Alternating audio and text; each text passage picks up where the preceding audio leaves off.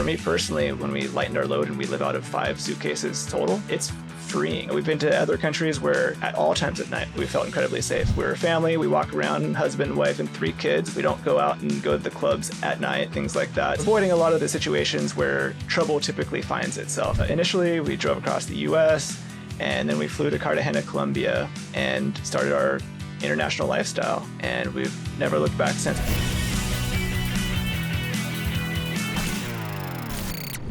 Let's face it, folks, burnout is real. And most entrepreneurs spend 40% of their time doing tasks that they shouldn't even be touching. No wonder so many stall out instead of scaling. Today, I'm sitting down with Harley Green, the founder of Workergenix, a VA staffing agency that helps business owners escape that grind by leveraging highly skilled executive assistants. We're going to talk about how he built a business that not only supports entrepreneurs, but also fuels his own family freedom. And I'll be honest, I've been there. I used to think I had to do it all myself until I finally let go and just delegated. Truly just trusted my team to handle my business, which prevents me and has prevented me from burning out. Harley's story takes this to a whole different level though. Plus, if you make it to the deep end, Harley and I play Burn or Bliss, where we debate the future of AI, remote work, and how important faith can be in your business. And if you're new to this channel, my name is Erik. Please like and subscribe, which helps us to grow this community.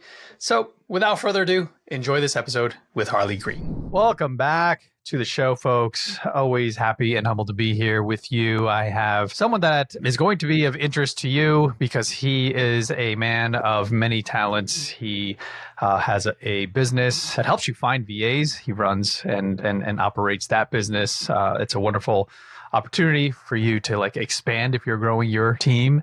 This is the guy to talk to. He is a world schooler. He's got all the wonderful things that I am interested in. We're going to unpack all this and more, but I just wanted to welcome to the show, Harley Green. Thanks for having me, Erik. It's a pleasure to be here today. Yeah, brother. I every time I see you, you're in a different place and different time zone. I think this might be the first time your time zone isn't like the opposite, because typically it's nighttime where you are and daytime for me. But you say you're in Wales now, so you want to share a little bit about? I know we were talking some crazy stuff that's been going on, like in London specifically. Yeah. But yeah, tell me a little bit about where you guys are currently. So we're so fascinated. Yeah, so we're in Cardiff, Wales. We're enjoying the summer in the United Kingdom. We started out in London.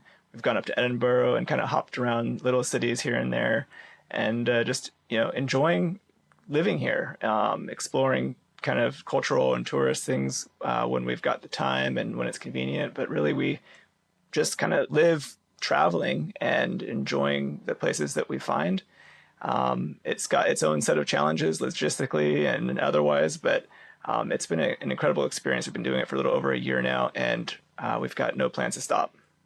Yeah. So the original plan, you were living here in the United States, and it wasn't supposed to potentially be as long as it's been going on for, right?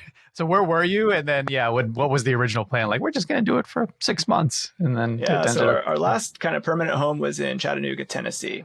And we really loved it there. We did a lot of real estate investing. My wife had a real estate team. She was on the podcast and previously.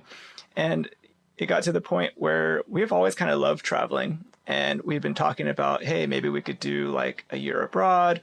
Maybe when our oldest is in, 8th grade and ages out of the Montessori school that she was in at the time, it could be a good transition time to do that. And then my wife had this transition where she kind of got burned out of running a real estate team and had the opportunity to sell it, was able to sell it. And then we were like, well, that's like the last kind of physical thing tying us to this city. Maybe we just pick up and go. And so in, 2024, we decided we were going to rent out our house. We got a year lease on it. So that way it's like, hey, if this doesn't work out, we can always come back in a year. And we also do some short-term rentals. We have some beach houses. So it's like worst case, we could just go live in one of our beach houses for a few months if we were just like, we cannot stand living internationally. And we did some domestic travel. Initially, we drove across the US, and then we flew to Cartagena, Colombia in June of 2024 and started our international lifestyle. And we've never looked back since. I think we've been to 12 different countries. We've just had incredible experiences in all those different places. And I highly recommend it to anyone who has the flexibility to do it, and also happy to help, talk to people and consult with them and how they can get that flexibility in their business, especially if they are a business owner.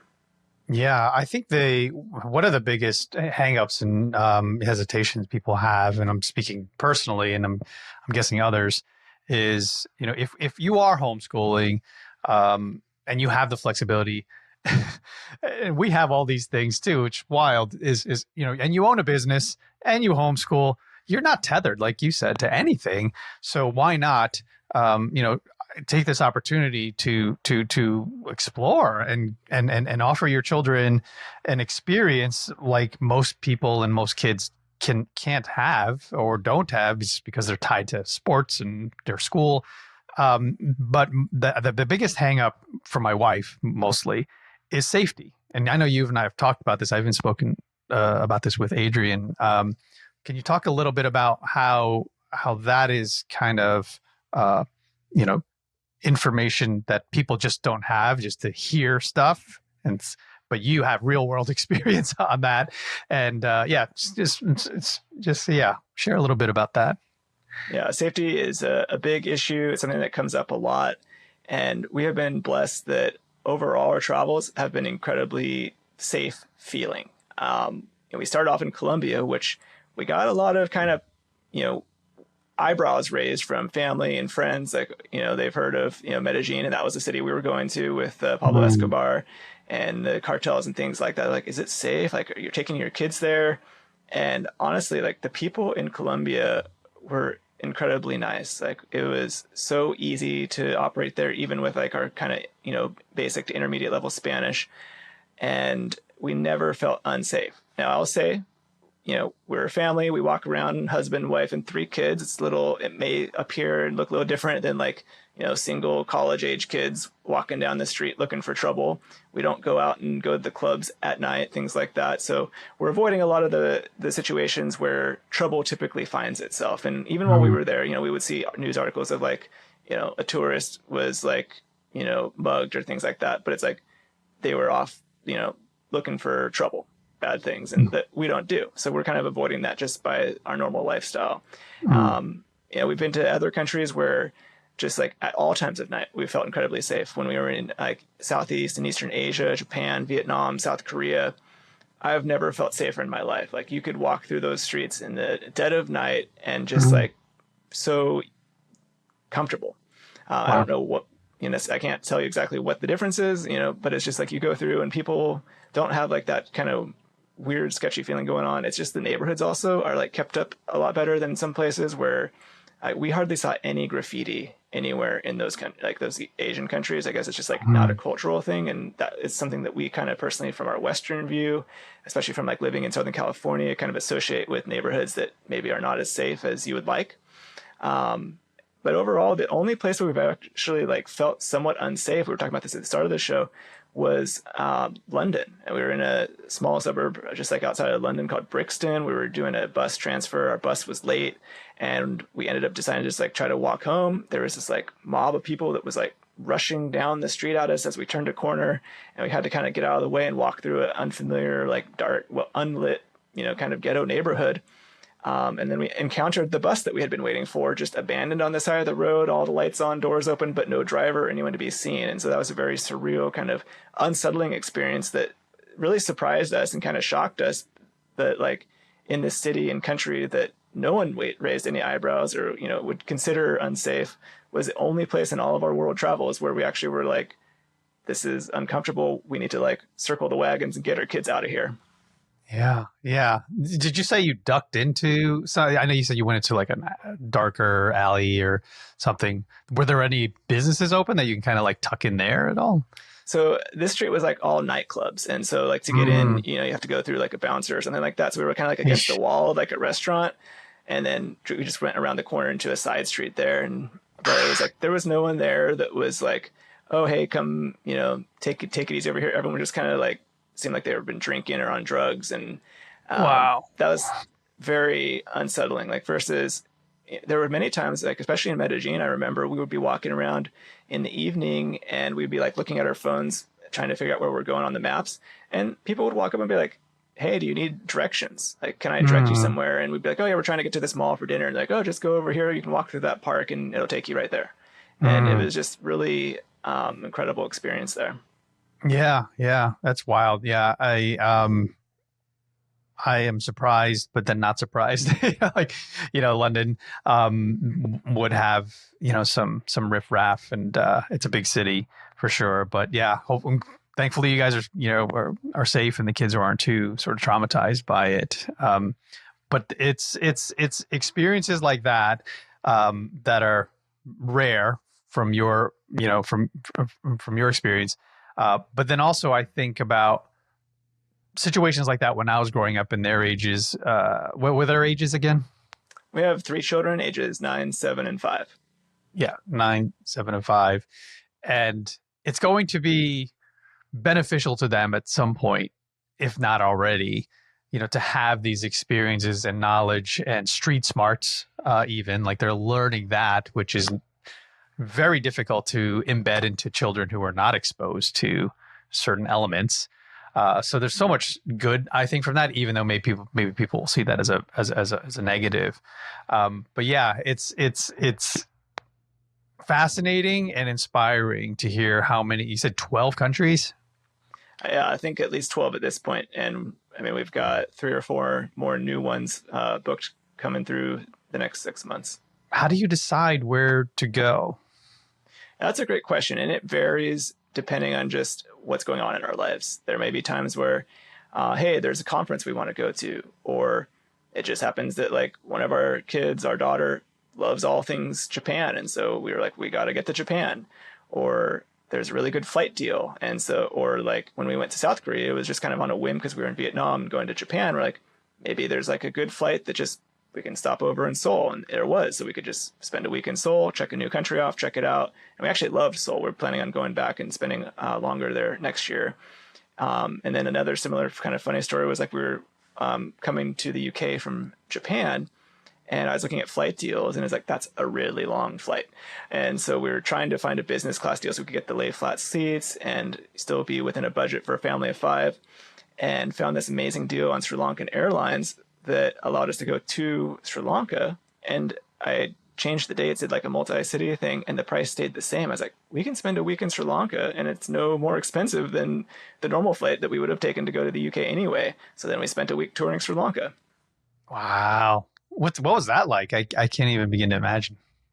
Sri Lanka was incredible. It was kind of like a mix, I would say, for those that have been to like the Philippines, between that and maybe it's hard to describe, like maybe Vietnam, in terms of like, it is pretty impoverished still. Like you drive out in rural areas and, people are living in pretty primitive housing. And then there is a big contrast, like most of these countries where like there are still very nice hotels, there's still very nice villas and things.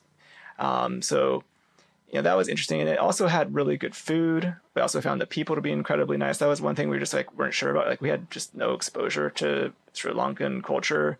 And just like everyone there was so welcoming. Again, it was one of those places where if the people hadn't been there and we had been like walking out at night, which we did on one of our first nights, so trying to find dinner, the kind of like poverty look of the buildings, like the state of the buildings, would have made us, if it was like our first country leaving the US, felt pretty uncomfortable. It would have been like, hey, this is a, kind of a sketchy town, like on the, like a border town in Mexico or something like that. People may be more familiar with that. But the people there that would be standing around would be so friendly, be like, hey, how's it going? Like, where are you from? Like, oh, America, love America, like America #1. And just like made us feel so welcome. They would like recommend restaurants, or we were looking for a convenience store to pick up some supplies. And they was like, oh yeah, just around the corner, my friend owns the store. And so, yeah, we loved Sri Lanka, definitely a place that I would visit again, and had incredible variety of just natural beauty. Like they have incredible beaches. They've got like savannas and flatlands where we did safaris and had elephants like walk right up to the Jeep, could nearly reach out and touch them. And then like mountainous regions where they got the tea plantations. We were able to take a gorgeous train ride through the mountains, going curving around these valleys and seeing the rivers and all the tea plantations. And incredible history as well, with like ancient castles, or I guess like palaces, things like that. Wow. That's so cool, man.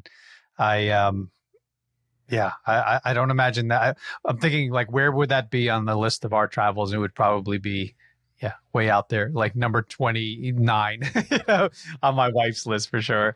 But that's cool that you're able to sort of explain and share like the beauty of it.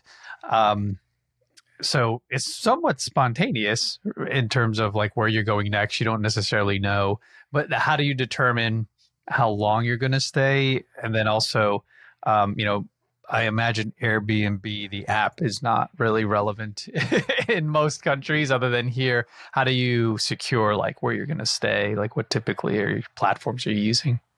Yeah. So some of it depends on, again, like, are we just doing a quick stopover? Like for the Sri Lankan one, I just found a tour operator. I was like, I don't want to take the time to figure out seeing this whole country in 1 week. So we just had a tour operator book it, and it was very affordable. And so that was kind of an easy solution. Other times where we are spending like months at a time, like we were in Vietnam for 2 months, we would go on Airbnb. Honestly, Airbnb is in like Oh, almost every country. okay. And now I will say like the Airbnb prices often you will find are like way higher than like what the locals would pay for rent, but you have a ton of protection, and that has come in handy many times. Okay. Like when there was a house we checked into our first night in Manila, Philippines. We got in at like 1 a.m. We are exhausted having flown from Hawaii on this like 12-hour flight. And we get in there and like you flip the light on and there's just cockroaches everywhere. And we're like, Mm, nope, we're not, like, pull the suitcases back out. And we just had to basically, message Airbnb and support, be like, I took a bunch of videos and pictures, which was, easy to do, and just upload them, like, we are not able to stay here. And so thankfully I was able to use one of my virtual assistants who was working at the time. And I was like, you guys live here, because they're all based in the Philippines. I was like, just give me like a nice hotel that I can call up and we can go to tonight. And so they actually called and found a hotel, made sure they had rooms for us. And the other kind of challenging thing with hotels in the countries outside the US, they are generally very strict about occupancy in rooms. And so for a family mhm, of five, usually the hotel rooms are like occupancy, 2 adults, maybe one kid. And so mhm, oftentimes they would want you to book like 2 rooms for us as a mhm. family, when like if we're just going to be there for a night, like our kids are small, they all fit on like a queen size or double bed, and then my Yeah. wife and I can just fit on another double or a queen. And so they were able to like talk to the hotel and explain, and like they got us into just one room as well. And so that was super nice. And then we actually liked the hotel. We ended up staying there for the week anyway. But yeah, in general, Airbnb has actually been helpful because it does have that kind of protection. So like we were able to get refunded from that situation versus Mm, like, just going to, we have heard stories from people who have had issues where they maybe arrive in an area, they get an Airbnb or a hotel for a week, and they find like a local rental. And then there can be problems where like, they will charge a deposit and like first month's rent up front, and last month's rent. And then when you leave, they know you're a foreigner and they just like keep it all. And like, what are you going to do? You're on a flight back to the US or wherever. Are you going to go back to the small claims court in this other country and and try to fight that? So for us, paying the premium of using Airbnb has come in handy. Now, with that said, here in the UK, it's been very nice. And there's other countries where other services exist. We do home exchange a lot, or trusted house sitters, which allows us to basically stay at other people's houses to like take care of their pets or their plants while they go on a vacation. And so mm, we've been very successful both in the US when we're doing the domestic travel, and here in the UK. Most of our trips or most of our stays in the UK are either home exchanges or these trusted house sittings. The home exchange mm, is a little different for those people that maybe have short-term rentals, or some people even do it with their primary residence, where you can just list your home on this platform called Home Exchange. And like if mm. you're going to take a trip for a few weeks, you can put availability there, and other people will come and stay in your house. You earn these points, or they could do like reciprocal, where it's just, hey, you stay in my house, I stay in yours. And so we've been able to like accumulate points from our beach houses in the off season when like maybe they're not going to be rented anyway. People come and stay there on this platform, and we get points to use when we travel. Oh, wow. That's great. Yeah. Thanks for sharing that. Did you mention another platform outside of home exchanges? The trusted house sitters is A another trusted one. house. So that one is Okay. like there's not points based. It's just people that have like a bunch of dogs or cats that it's kind of it would be inconvenient or very costly to board for like a 3 week vacation. Mm, They just put their vacations or their travel plans there, and then people can apply and they interview. And so that's actually what we're going to next, is a place where they've got 2 dogs and 2 cats. They've got a huge yard, which is great for our kids. And we get to stay for free. Yeah. And then there's the benefit of the kids meeting a pet. I mean, the only drawback is they're going to fall in love with that pet. Has there ever been times where like you experienced that or the opposite? You're like, we can't wait to get away from this crazy animal. All of our house sittings have been really positive. The kids are really good about it. Like we had pets back when we were in Chattanooga that we rehomed with family members. And so they've already kind of gone through the process of like saying goodbye for now to a pet. And so they understand like, this is just a temporary thing. Enjoy it while we have it. And it's great because like our kids love animals, especially our daughter. She loves cats. And so like having those intervals where we spend a week or two at a place and we're taking care of the animals is just amazing for the kids. Like last week we were outside of Bath and this beautiful Georgian era farm estate. It's very different than like anything in the US, but like this really old, large house out in the country. And they had a cat that our daughter just loved. She's like every second of the day, she's walking around like holding this cat. And of course, then she also gets the responsibility of like making sure she feeds the cat morning and dinner. And so it's a great opportunity for them. I have something really exciting to share with you. My book, Be Your Brand to Glorify God, is officially available. Why this book? Why this book now? Why do you need it? It was the book that I was searching for when I was building my business and I was beginning my walk and then eventually my run into faith. And it was the guide that I wish I had during that time, something to give me strength, confidence, and clarity to keep showing up, creating content, sharing my experiences at the time. It offers stories and biblical principles to support you as you build your business, your personal brand. You want to make sure that you're doing it for the right reasons. And spoiler alert, it's not about you. It's not about me. Even though it's called personal branding, it's something much, much bigger. And that's what I needed. That was the clarity that I was searching for. And it's in this book. So if you're a Christian entrepreneur who's on your faith journey and you're ready to stop hiding or being afraid to share your faith, this book is for you. So grab it now on Amazon or head to beyourbrandnow.com where you'll get the book and a free download called Know Your Roots to help you define your core values, which is the first step in building a clear and powerful personal brand. So pick up your copy today and remember to leave a rating and review to help others like you find it when they need it. You mentioned that there was an opportunity for you to leverage and like the Bat phone. You have a unique company that can help and assist, while you're doing this. And then also it's funding, I'm guessing, a lot of your lifestyle. You have other businesses as well, though. Adrienne, I'm sure she runs those, mostly in real estate, right? The other business. Yeah, we do a private lending business as well. And private lending. So there's I'm sure people are curious, like how are they living this lifestyle? Well, you're running some multiple businesses, number one. But then also this Workergenix is a business that benefits you. Are you able to use your company the way your clients would, in ways that are unique to your situation? Yeah. So we started the business because we had leveraged virtual assistants so much in almost all aspects of both business and for personal help too. We have been using our virtual assistants as like an executive assistant or personal assistant for many years, even before Workergenix. And so we've built the business around how we use them and help other people use them that way as well. And so that's one thing that's always funny to me is people are like, I just don't know how I would use like a full-time assistant. And I was like, it is so easy. We have like so many that work just for our family, doing all the things from like bookkeeping, marketing, admin work, and then just like the personal or executive assistant stuff that is just draining to do yourself, or you're in like that situation I shared with the Airbnb, like we're kind of in a stressful situation. I just need to get on my phone and like chat my assistant and be like, here's what's the situation, please just handle it. And then they just handle it for us. Yeah. Oh man, it's such a cool superpower to have, to be able to leverage your team and assist or a helpful hand. So tell us a little bit about your business and the clients it serves, and however you want to share, whether it's in your business itself, your businesses, or, how clients typically leverage Workergenix? Yeah, so we've got two main businesses that we operate. My wife and I both are heavily involved in both.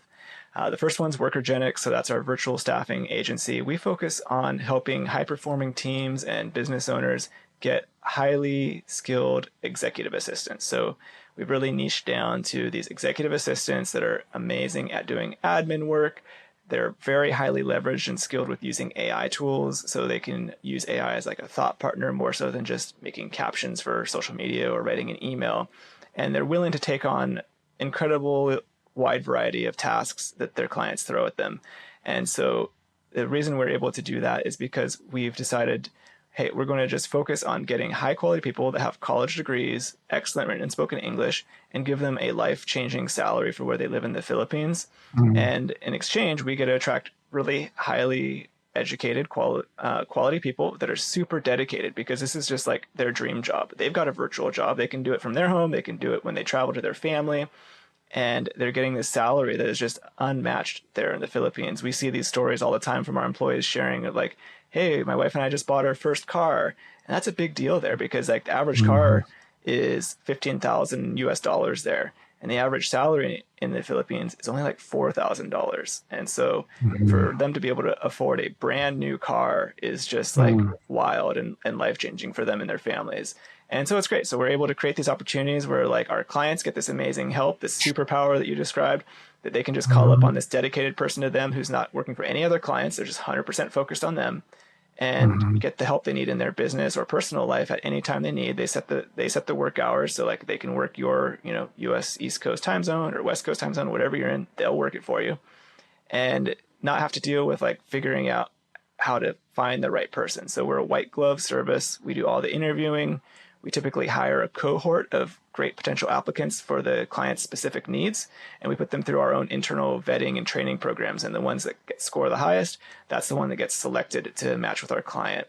And so then we also take care of all the things that, it was funny, when we first started it, we actually found that the systems we put in place with our like administrative team and support systems helping our employees, it made it so we had this like almost non-existent turnover, versus like my wife's real estate team.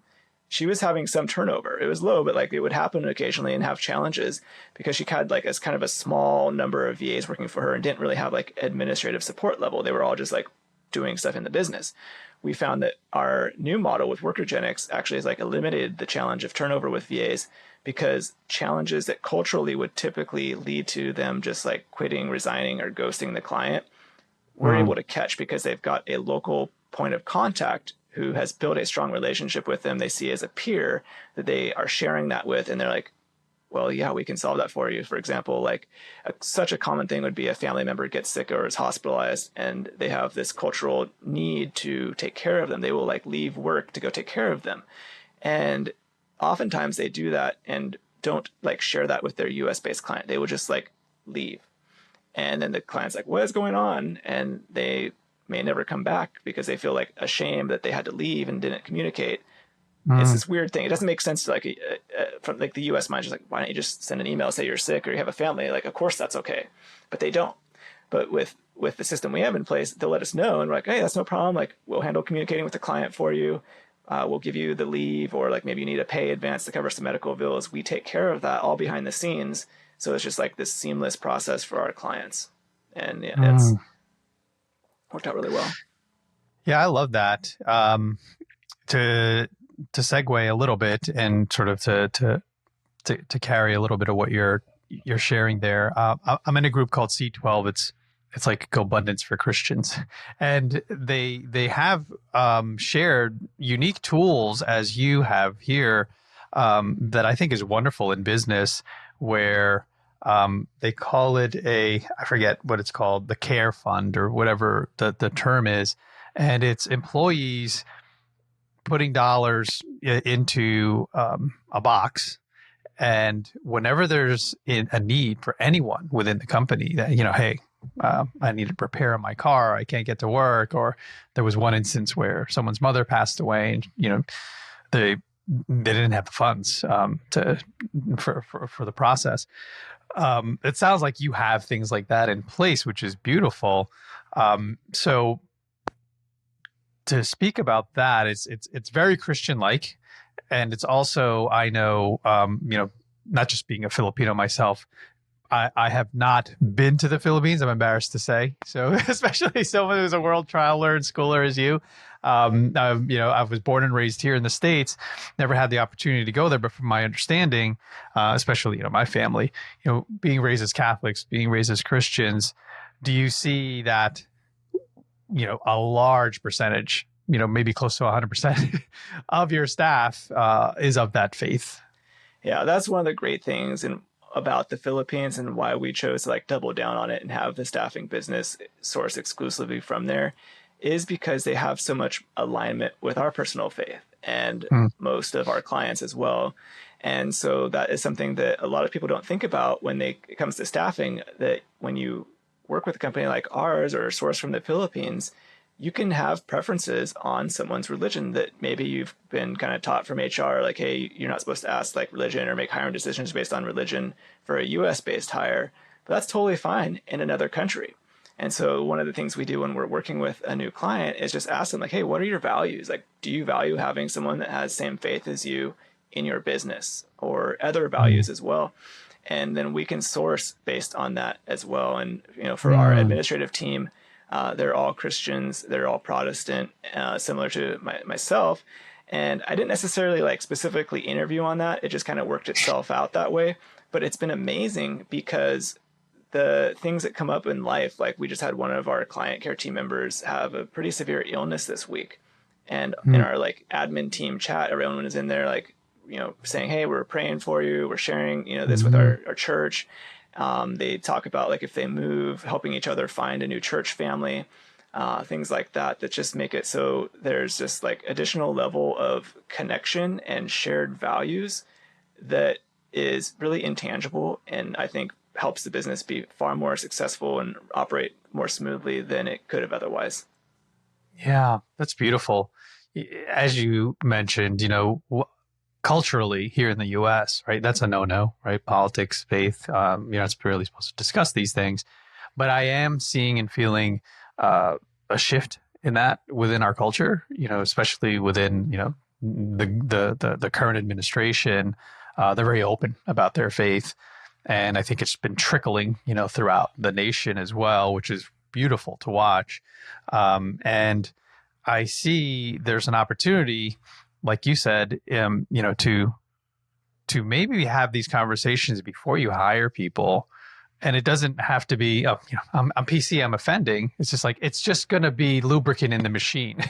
If we all have the same values, which is a wonderful thing to be able to do and embrace. So when you first started this company, Workergenix, was that a conversation that you and Adrian were intentionally we want to make sure that this is incorporated our faith, or was it just happened naturally? I think it happened naturally. When we were setting our core values and mission statement, those come from our personal values, and our personal values are based on our faith in the Bible. And so I think that was just natural. It didn't even have to be this overt conversation of, hey, we need to make sure our values of integrity and things like that are, related to values that we have from the Bible. That's just how we live our lives. And I think that is something too that kind of sets the business apart, those that are faith-based, because if you don't have a center, a foundation for your beliefs, it's kind of arbitrary what you choose your values to be for your business or your personal life. And I can kind of tell immediately when I talk to someone and I'm well, tell me about your company values. And if they don't have any, I'm I can probably guess that you probably don't personally have any values as well. And, that's been true over and over again. And so, thankfully for us, it's just how we live our lives, and the things we value are already naturally coming from that source, and we just propagate them into the businesses we operate. I love that. And your business, as far as external communication, is that something that is apparent when people have those conversations with you early on, or is that something that you're oh, if I see an opportunity here, I'll bring it up? Yeah, so our values are very prominent on the website. Now, I don't think we have anything like overt that this is like a faith-based business or, Christian operated things like that. My hope is just that it's self-evident when people talk to us. Yeah, I love that. So was your faith something that you grew up early on, and or did you get and like were always deep in your faith, or was it something that sort of developed as you grew and got older? I think it's definitely something that it's a continual development process. I grew up in a house of faith. I was raised in a Seventh-day Adventist family. I was baptized in Seventh-day Adventist church. My wife and I were married in that church as well. And interestingly, it was a couple years after getting married, we were doing a more deep Bible study just together in our family, reading the Bible more seriously, and actually kind of came to this conclusion that the Seventh-day Adventist church was not for us. And so at that time, we joined a Bible church in the Northern Virginia area, and then since then have been members of the Calvary Church in Chattanooga. Hmm. So this was prior to having children. You guys were already married. You already knew we love Christ above all things. And then when you were raising your kids or had your first, how was that in terms of conversations? Like, hey, we're going to make sure that, we instill these values. This is the important one. Like, how was that unfolded for you? Yeah, I'll say, that transition of the denomination was really tough for me because Adrian had not been brought up in that church. And so like, there's so much with that church that it's just like kind of cultural, and which has its pros and cons. And so for me, it was like almost kind of losing my past identity of like, going to this new denomination. But then we had these conversations where it was like, here are the things this church says they like have as fundamental beliefs, and here's what the Bible says. Like, and we just struggled to reconcile those. And then going to these other churches that are like truly preaching straight from the Bible, there's not these like supplemental books or other authors that they hold at the same level. That just resonated so much. It just made more sense to me.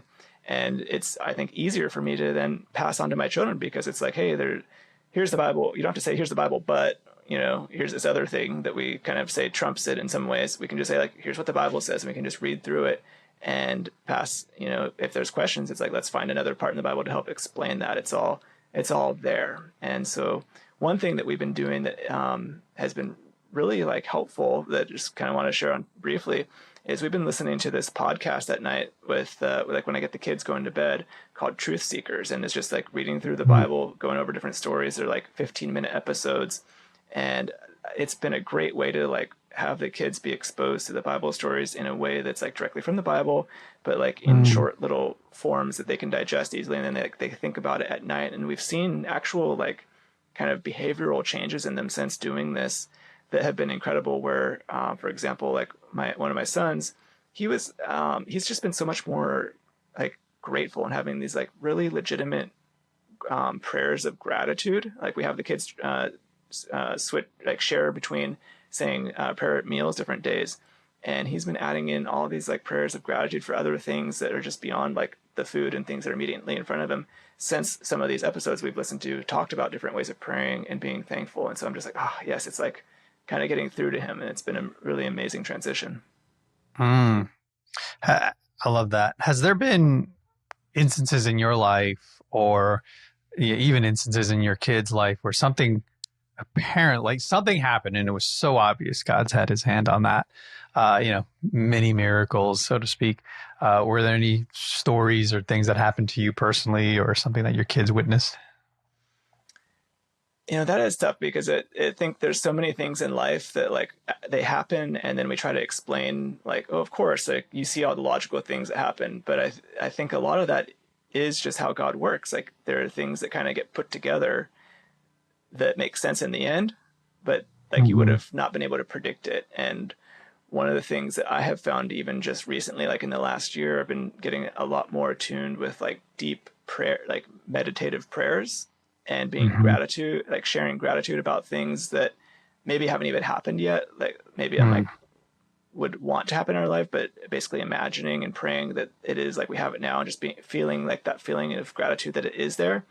And then they happen. And just like this strange example that maybe sounds trivial or like people could explain it away. it wasn't like this like life-changing event, but it was just, we were going up to see Mount Fuji while we were in Japan, and the weather report was like, it was going to be really cloudy.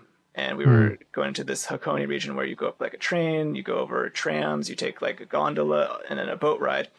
And I was like, man, you know what? If it's cloudy, we will not be able to see Mount Fuji. And so I just like was super deep, like praying on this and like visualizing seeing Mount Fuji in the sun, despite like all the weather reports saying it's going to be cloudy.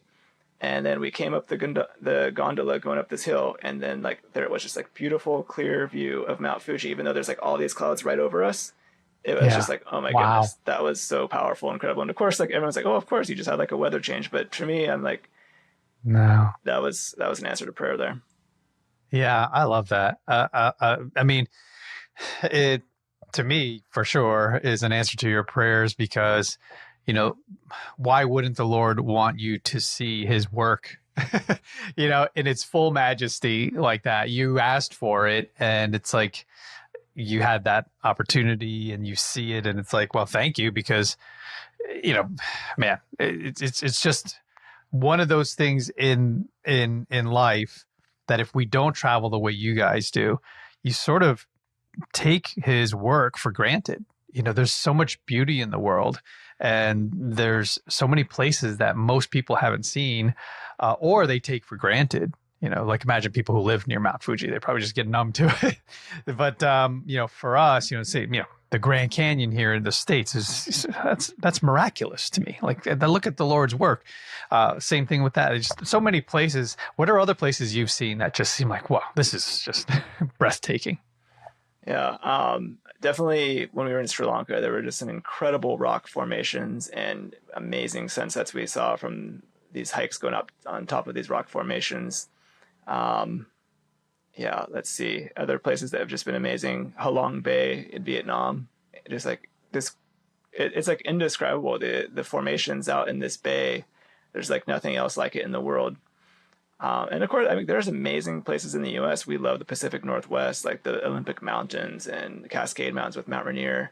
These are places where you just, you have to be in awe when you see it for the first time. And you touched on something that really has like been impactful for us in our travels, which was like, you know, seeing these amazing places and like maybe comparing it to like what we're used to in the US. And I get this all the time of like, well, are you going to settle down eventually? Are you like going to find a place and settle down? And it's funny because we've kind of talked about maybe finding like a home base that's like 6 months a year or something like that.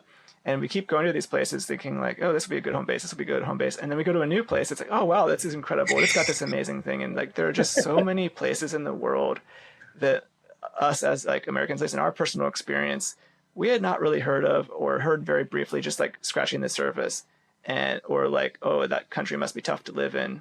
And like Vietnam especially was one where I was really worried about going to Vietnam. Like the language is completely different. I thought, you know, with the poverty that's there compared to the US, and also like being communist still, I was like, is this going to be like an okay place for us as Americans? And it was one of our favorite countries. Like the people were incredibly friendly. We had these amazing opportunities that presented themselves. Like my son was able to be tutored by a chess champion in Vietnam, like private lessons for like $15 an hour, like just incredible opportunity. And play chess with other world schoolers 3 days a week at a cafe, and incredible beauty and beaches and very affordable.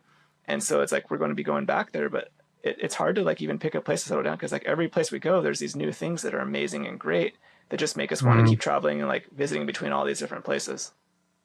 Wow. Yeah. What a blessing, man, to have this, just this opportunity you guys are taking that most people, 99.9% of people, families here in the US will only dream of and never really, you know, just take that leap of faith. So I applaud you guys for that. It's so cool.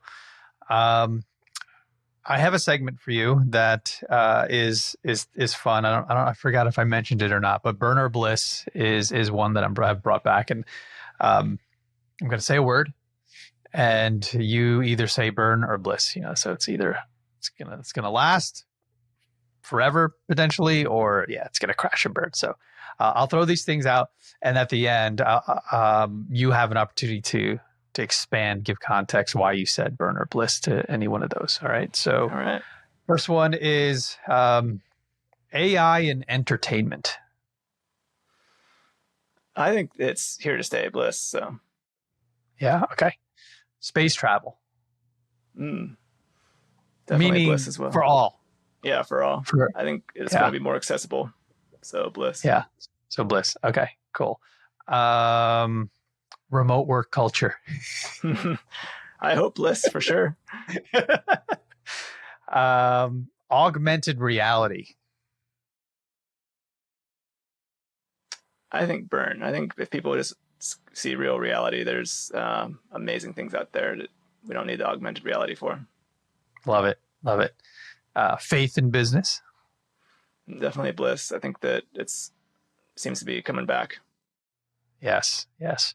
And lastly, digital detoxing. I think that's going to pick up more. Definitely Bliss. Yeah. Yeah.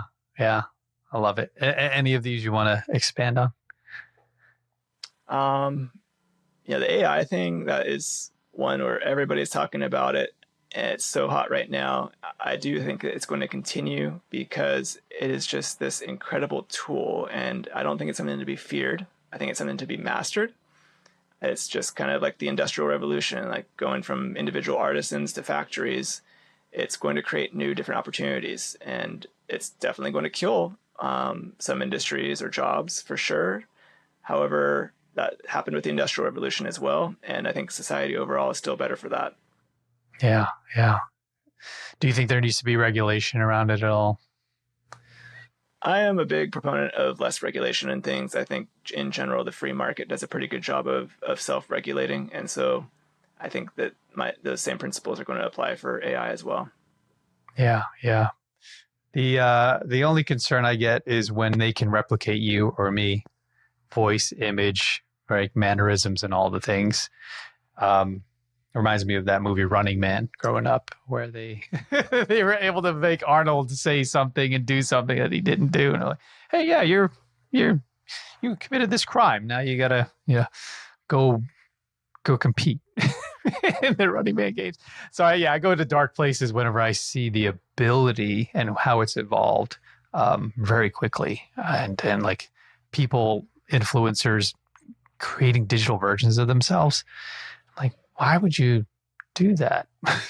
Yeah. Yeah. What are your thoughts on that? Yeah, my hopes are that there will be complementary technology that's developed in parallel that helps detect that kind of thing. And that would be I would say that would be like my argument against over-regulating that. Let's say the U.S. goes and creates a bunch of regulations on one side.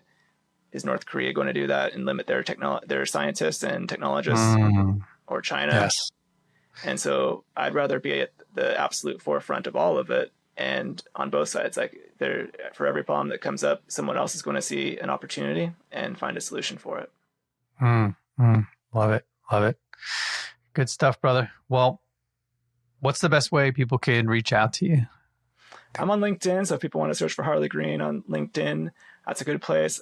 For those of you that are interested in virtual assistants and maybe just not sure what all they can do, I've got a free guide available at workergenix.com/Erik Cabral. People can go and download that, and it's like a checklist that just walks you through all the different things that we have them do for us and our clients. And if you get enough things checked off that you feel like, hey, it's worth having a phone call, I'd love to just discuss and see if it's something that would be beneficial for you.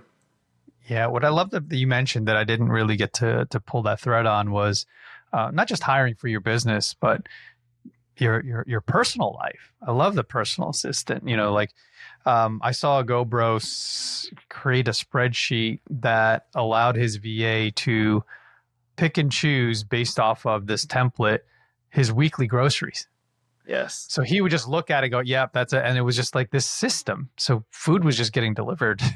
And the VA handles those type of personal activities from afar. So I love that you mentioned that there's an opportunity for you to think outside of just your business, but like a personal assistant that doesn't have to live in your town. That's like Absolutely. an old school that grocery mindset. Delivery. We used to use when we were back in Chattanooga, Amazon Alexa, add things to the shopping list. They could then log into our Amazon account and just add it either to like the Whole Foods that are through Amazon or, Walmart or whatever other grocery store we're using. And we get groceries delivered to our door. Yeah. So cool. Yeah, they can handle all the tasks, in your local life. We don't really think that that's possible, but there's systems you can create from that. That's another conversation. I'm sure you could probably expand if anybody reaches out to you. Can you share your contact info again? Yeah, so that website was workergenix.com/Erik Cabral. So I can send you the link to that as well. Yeah, awesome. Yeah, because people may spell my name with a K or a C, so they're making sure they go to one of those, hopefully with a K. If that doesn't work, it would be a C. But yeah, appreciate that, brother. Thank you for sharing, and thank you for being on the show. Anything you want to share as well before we part in terms of like inspiration for world schooling or traveling? Yeah, I would say, people can connect with me on the LinkedIn, or I'm also on Facebook. You just search for Harley Green. I love chatting about our world schooling and answering questions. An easy way to get started is just like find a summer month and just go to a house somewhere. And that is your travel. Like that can be your, travel for the month, and it's a low commitment. You don't have to like go and sell all your stuff and live internationally. And just to see what is life like when you don't have all the things that you're used to at home. For me personally, when we lightened our load and we live out of 5 suitcases total, it's freeing. It actually is like stressing when we go into homes that have all the stuff, the books, the trinkets, the things. Like it's kind of stressing. I'm like, oh, like this stuff collects dust. You have to maintain it. You have to like have it with you. It takes up space in your mind, and it just like having this lifestyle just frees you from all that. You can really do high quality, just mental activity and time with your family that is just unbeatable. Yeah. I love that. I love that idea, that concept for sure. We are such materialists, and, we begin to worship our own junk, and I love that. Just letting it all go. It means nothing. And, just experience life in the world the way you guys are. It's such an inspiration, brother. So thank you for that. And thanks for being on the show. Thanks so much, Erik. If you were inspired or you learned something new today, please give us a like or a thumbs up and subscribe to this channel. If you want to learn more about how to build your YouTube channel, your personal brand or podcast, hit us up at info@onairbrands.com. That's info@onairbrands.com, so that we can find ways that we can help you. I'm Erik Cabral, and I hope that I added value in your life today.